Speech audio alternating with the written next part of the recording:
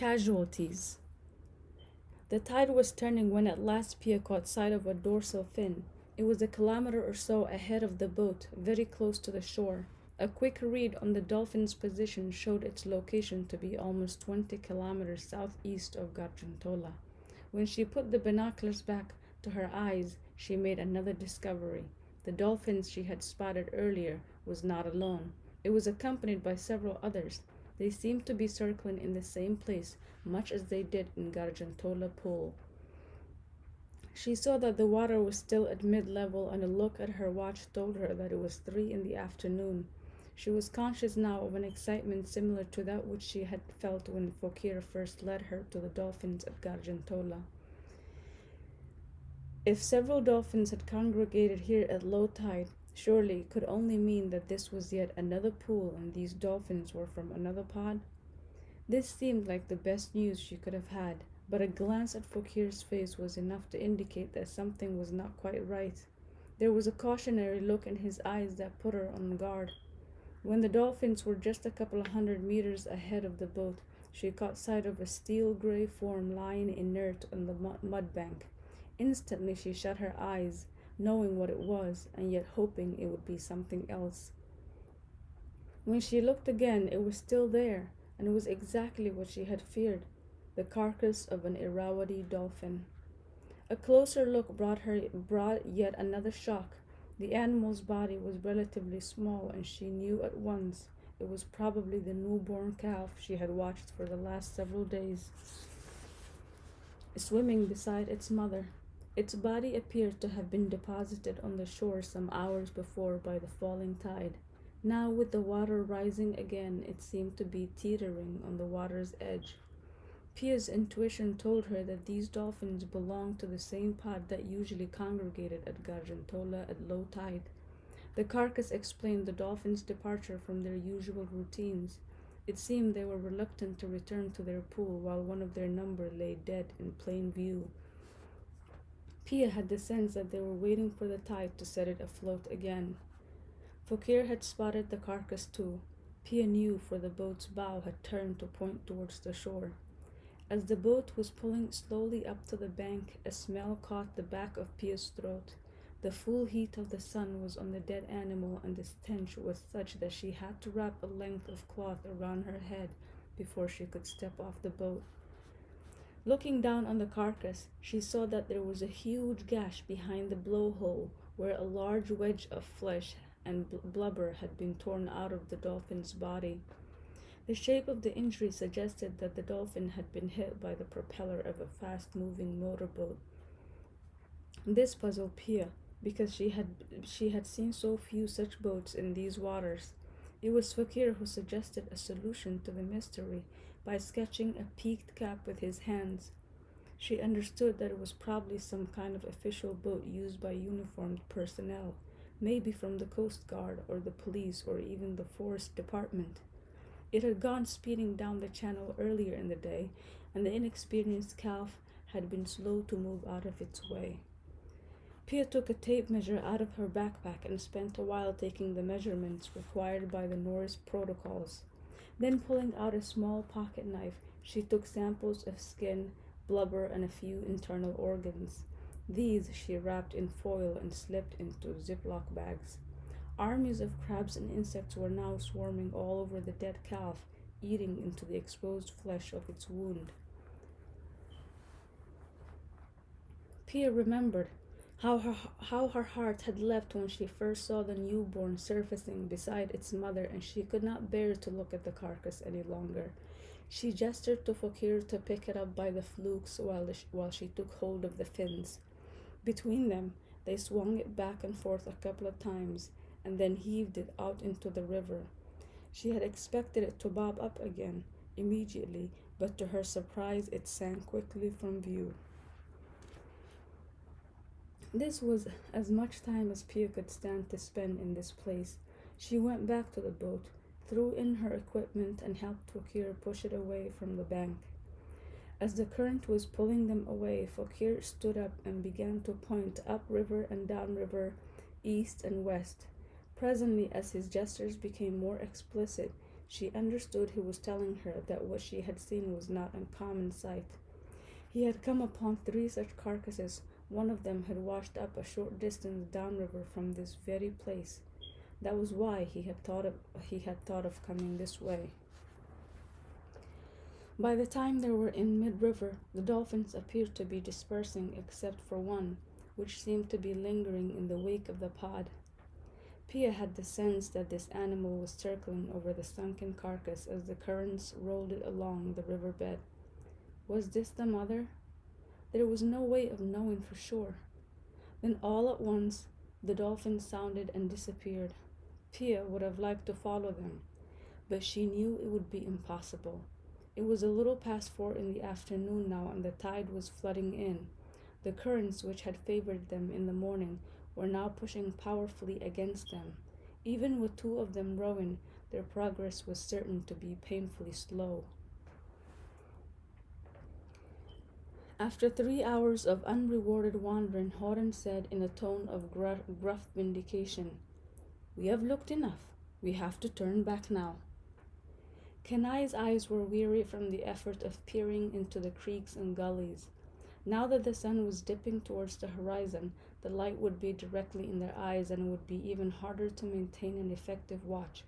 But the anxiety gnawing at his stomach would not go away, and he could not bring himself to accept that there was nothing to be done. "Do we have to turn back already?" he said.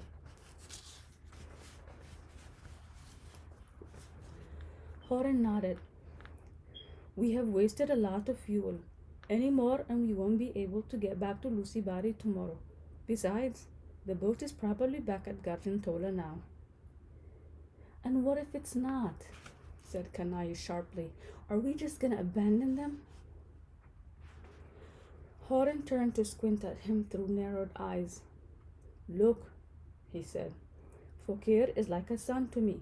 If there was anything more to be done, I would do it." Kanai was quick to acknowledge the justice of this reproof. "Yes," he said with a nod. "I know that, of course."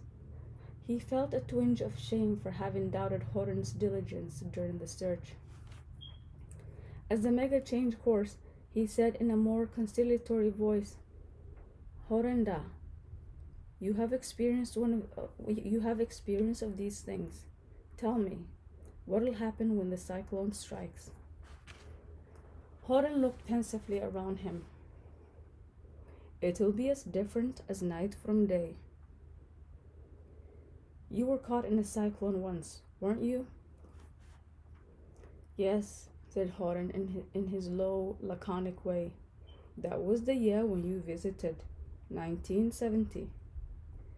It was well after the end of the monsoons, and Horan had gone out to sea in his uncle Bolai's boat.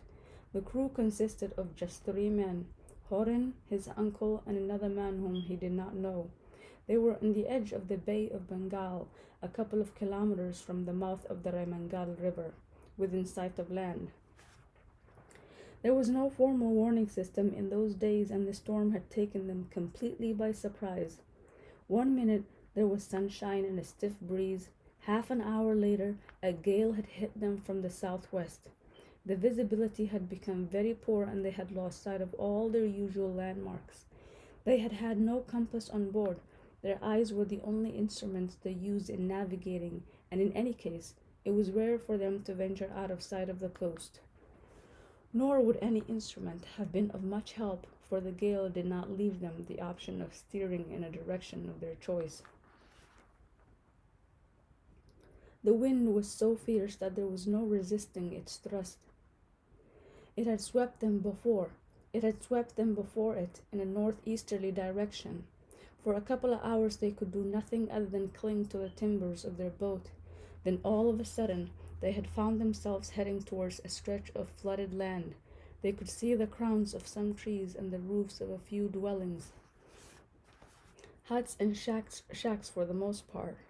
The storm's surge had drowned most of the shoreline, and the flood was so deep that they didn't know they had made landfall until their boat slammed into a tree trunk. The boat's planks came apart instantly, but Horan and his uncle managed to save themselves by clinging on to the tree.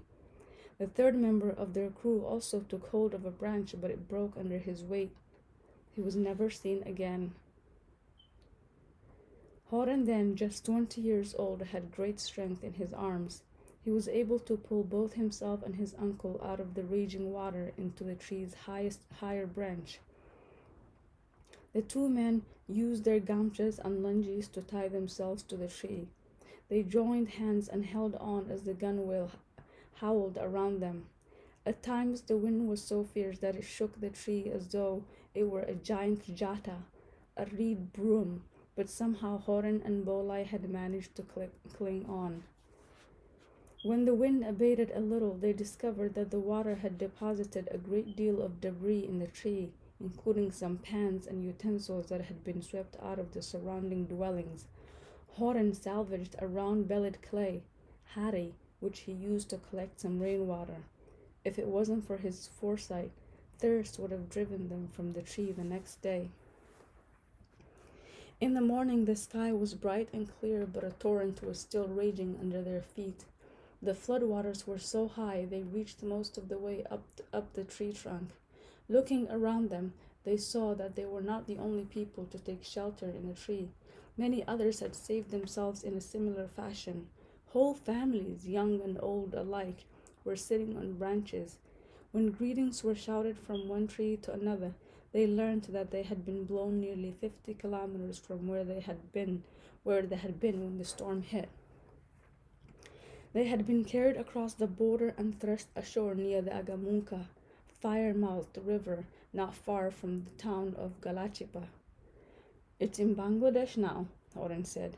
"In Kulna district, I think." They spent 2 days in the tree without food or any additional water. When the floodwaters subsided, they tried to make their way to the nearest town.